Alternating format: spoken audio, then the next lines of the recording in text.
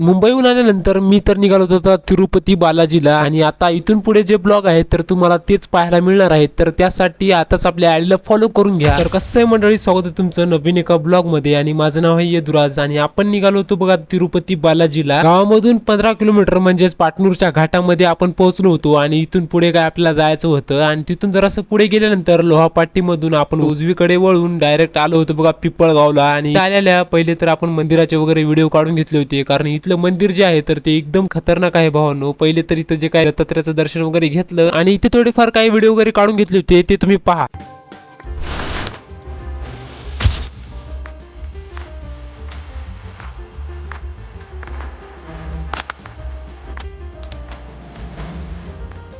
जास्तीच्या काही व्हिडिओ वगैरे क्लिप घेतल्या नव्हत्या, त्यामुळे थोडाफार व्हिडिओ वगैरे एडिट केला आणि त्यानंतर आता आम्ही निघालो होतो बघा डायरेक्ट अशा एका गणपतीच्या ठिकाणी जो गणपती फक्त आणि फक्त 11 दिवसच पाहायला मिळतो आणि त्यानंतर पूर्णपणे बंद असतो. तर ते गणपती कोणता आहे आणि दुसरं वैशिष्ट्य म्हणजे ते गणपती प्युअर लाकडाचा आहे. तर ते गणपती कोणता आहे तर त्यासाठी तुम्ही आताच आपल्या आईला फॉलो करून घ्या, म्हणजे पुढच्या व्हिडिओमध्ये तुम्हाला मी दाखवणार आहे ते गणपती कोणता आहे.